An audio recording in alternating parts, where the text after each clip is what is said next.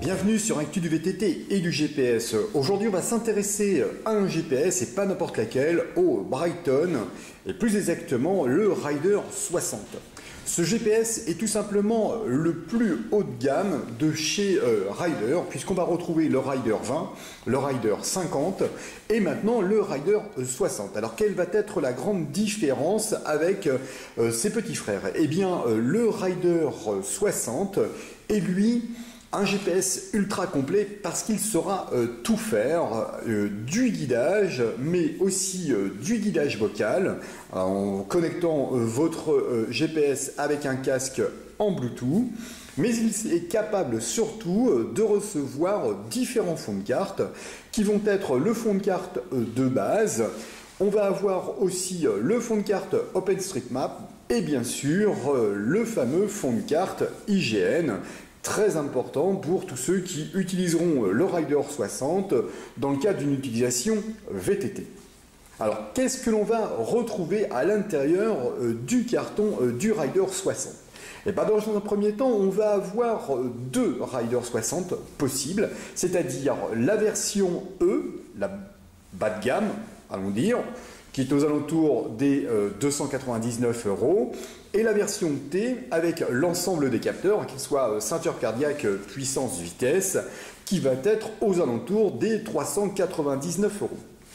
Alors, à l'intérieur de la version E, que l'on va-t-on retrouver? Eh bien, nous allons retrouver un ensemble de 4 courroies courtes pour une fixation sur le cintre. On va retrouver 4 courroies grandes pour une fixation sur la potence. On va retrouver 2 éléments caoutchouteux plus ou moins arrondis et en épaisseur pour venir sur le cintre ou sur votre potence et avec une fonction relevée par exemple. Et notre système de fixation. Au niveau on va retrouver notre cordon, bien sûr, USB, qui nous permettra de soit recharger notre Rider sur le secteur ou d'utiliser l'ordinateur. Ordinateur dont on aura besoin, bien sûr, pour envoyer nos parcours à l'intérieur. On a donc nos différents éléments. On va retrouver, bien sûr, un petit peu de documentation pour bien appréhender le démarrage avec le Rider. Alors, comment est constituer notre Rider? Donc on va retrouver notre système de fixation tout simplement, il faudra nous venir et sur un quart de tour on va venir le fixer sur notre élément. On va retrouver la partie de connexion avec la prise USB qui est ici et on va retrouver notre lecteur de carte de ce côté-ci nous permettant bien sûr d'y mettre par exemple notre fameuse carte IGN. On va retrouver notre bouton ici Power, mais qui aura aussi une double fonction qui nous permettra de mettre l'enregistrement sur pause ou de stopper l'enregistrement. On va retrouver 2 boutons nous permettant de naviguer de page à page, c'est-à-dire page de données 1, page de données 3, notre fond de carte, et ainsi que l'altimètre, etc., etc. La partie qui est ici nous permettra d'activer l'enregistrement, mais aussi pour, par exemple, les entraînements, eh bien, de faire séquence par séquence si vous voulez réaliser des entraînements. Donc, déjà, la grande différence du Rider par rapport à ses concurrents qui vont être le Mio et le Garmin Edge 810, eh bien, c'est la taille de l'écran puisqu'on est sur un écran de 3 pouces couleur. Alors écoutez, sans plus attendre, on va aller regarder comment ça se passe à l'intérieur de notre Rider. Une fois la mise sous tension de notre Rider, nous allons arriver sur ce type d'affichage. Nous avons la possibilité de visualiser notre compteur, d'aller dans la fonction GPS, bien sûr entraînement, l'affichage des historiques et la version chronomètre. On va retrouver 3 icônes sur le bas qui nous permettront d'avoir des informations de base, de luminosité et de réglage. Allons sur les informations de base. Lorsque nous avons des informations de base, nous pouvons très rapidement visualiser l'historique, mais aussi l'ensemble des capteurs qui ont été connectés sur le rider. Bien sûr, le Bluetooth, puisque notre rider, lui, fonctionne en Bluetooth et peut être couplé, comme je viens de le dire, avec un casque, mais aussi avec un smartphone, dans lequel on va attendre très rapidement l'arrivée d'une application. Et bien sûr, l'état de nos différents satellites. Si je souhaite rentrer dans l'une des données, il me suffit tout simplement de venir cliquer. Et là, quand je viens cliquer ici, par exemple, je peux passer du VLO 1 au VO2. Si je souhaite aller voir l'état du GPS, je viens cliquer sur mon GPS et j'ai l'ensemble de mes données. Donc je peux passer dans le cadre de l'énergie économique où je peux complètement coupler ma fonction GPS et de la réactiver tout simplement. Comme vous pouvez constater, la manipulation se fait vraiment très très bien. Vous avez vu que c'est quand même très réactif en tout cas. Donc voilà, alors lorsque je veux sortir d'une fonction, j'ai un petit icône qui est sur le haut de ma page qui me permettra de revenir à mon écran de départ. Lorsque je veux régler la luminosité, eh bien, il me suffira de venir cliquer sur mon petit icône, de nouveau pour le faire disparaître. Allons faire un petit tour dans les réglages. Dans les réglages, on va retrouver, comme pour la plupart des GPS de ce type-là, le profil du vélo, les pages d'affichage que l'on va pouvoir customiser, le calibrage de l'altimètre, les alarmes, bien sûr, le système, l'état du GPS. J'ai une deuxième page dans laquelle je vais avoir le profil d'utilisateur, les cartes, la navigation, le Bluetooth à propos. Voilà, on peut bien se rendre compte que l'ensemble du paramétrage est très très riche et vous permettra vraiment d'avoir un GPS qui correspond à vos besoins. Alors, si on prend le cas de notre carte, là dans le cas présent, j'ai activé la carte OpenStreetMap. Si je veux passer à la carte IGN, je viens cliquer sur l'élément, je vais venir sur Adventure Carte, ma carte est activée. Tout simplement, voilà, je vais pouvoir venir et je vais bénéficier de mon fond de carte. Alors, ici, je vais pouvoir me déplacer et là, on voit bien qu'on est sur un fond de carte IGN, tout simplement. Donc ça, c'est vraiment un point très important. Je souhaite sortir de la fonction. Je vais pouvoir cliquer ici, c'est-à-dire le petit icône qui est ici me permettra de me déplacer sur la carte, mais en même temps de zoomer, par exemple. Je veux désactiver la fonction. Je viens recliquer sur le côté. Hop, voilà. Je souhaite sortir et revenir à mon menu de départ. Je vais cliquer sur le petit icône qui est en bas. Je reviens sur ma page. GPS. Notre Rider 60 est équipé de 4 boutons. Chaque bouton peut cacher une ou plusieurs fonctions. Sur le bouton Power qui est ici, nous allons pouvoir allumer ou éteindre bien sûr notre GPS, mais vous pourrez aussi soit stopper ou soit mettre en pause votre enregistrement. Les deux boutons de l'extrême droite et gauche nous permettront de naviguer dans les différents panneaux d'affichage. Le bouton qui est au milieu nous permettra de lancer et d'activer l'enregistrement de votre parcours. Je vais venir au niveau du compteur. Donc j'ai mon niveau de compteur, je suis sur ma page, sur la page qui est celle de ma cartographie. Je souhaite changer de page, eh bien je vais venir cliquer sur les éléments qui sont en bas, les petits boutons qui sont en bas, qui vont me permettre de passer de page à page.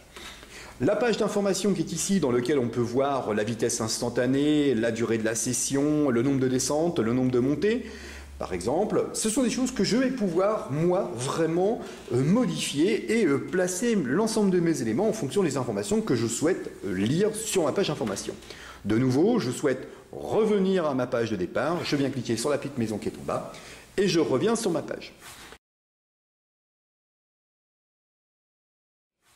Je vous parlais les réglages, donc on va venir dans Réglages, on va aller dans Affichage de la page, Information, c'est-à-dire page information numéro 2, la page d'information numéro 3 par exemple, moi je l'ai désactivée, la page de tour je l'ai activée. Alors on va venir dans la première page, on voit que j'ai 5 éléments, je peux bien sûr passer à un nombre d'éléments positionnés de façon totalement différente, je peux vraiment modifier l'affichage en fonction de ce que je souhaite et comment je veux que mes éléments apparaître. Et ça, j'aime bien cette possibilité qui vous est offerte d'avoir autant d'informations que vous le souhaitez. Alors bien sûr, vous pourrez alterner le nombre de pages, de 1, 2, 3, vraiment en fonction de ce que vous avez besoin.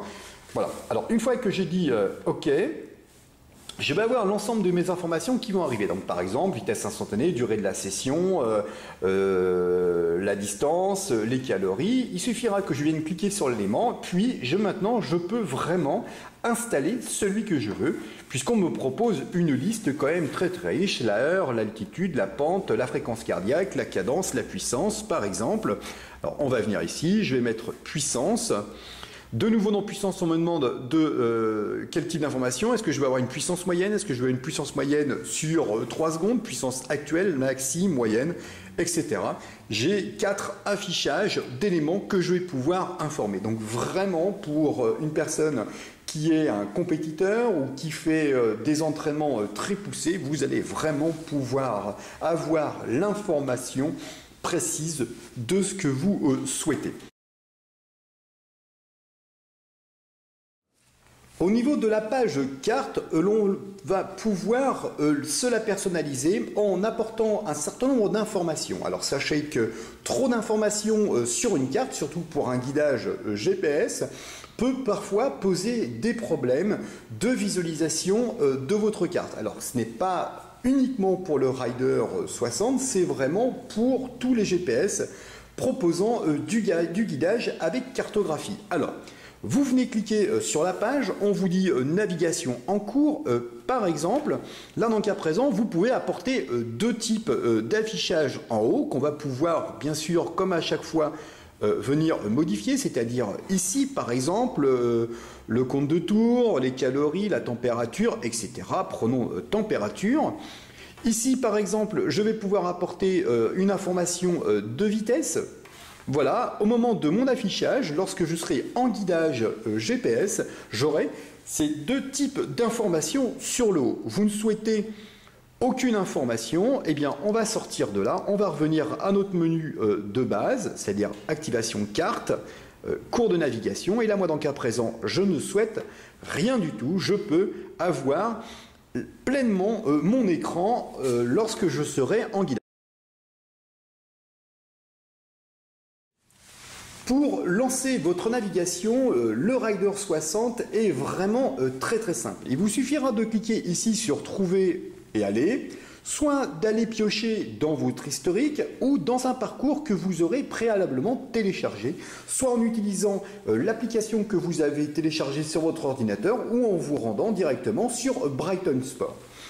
Trip planifié cache l'ensemble des parcours que vous lui aurez envoyé à l'intérieur. Il vous suffira de sélectionner vos parcours, de récupérer le parcours. Dans le cas présent, vous avez la distance, de venir cliquer dessus, c'est-à-dire là dans le cas présent sur plus. Vous pourrez dans un premier temps visualiser votre parcours, carrément le supprimer ou éventuellement le renommer. Donc allons voir ce que ça donne au niveau de notre parcours. On va pouvoir prévisualiser notre parcours avec lequel nous aurons le point de départ et le point d'arrivée. Nous pouvons inverser le sens de rotation du parcours, visualiser notre parcours sur la carte ou activer notre parcours. Dès lors que vous allez sur cette fonction-là, on va vous demander de suivre le chemin de réacheminement, c'est-à-dire de revenir au point de départ ou de tout simplement annuler votre fonction. Lorsque vous allez cliquer sur suivre le chemin, de nouveau, votre GPS va lui calculer l'itinéraire et dès lors que vous allez démarrer votre enregistrement, vous enregistrerez vos données et vous aurez en même temps vos informations de guidage, vous disant qu'il va vous envoyer sur telle partie, vous verrez une flèche en haut à gauche, vous disant c'est dans tant de mètres sur cette distance-là, enfin sur cette orientation-là.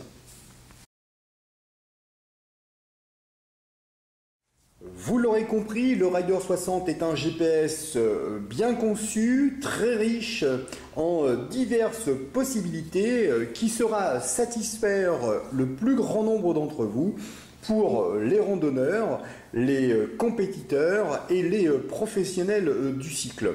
Si vous avez des questions sur l'utilisation de ce Rider 60, écoutez, n'hésitez pas à venir poser vos questions sur le site Actu du VTT et du GPS. Je me ferai une joie de répondre à toutes vos questions. Je vous dis à très bientôt sur la présentation d'un nouveau produit.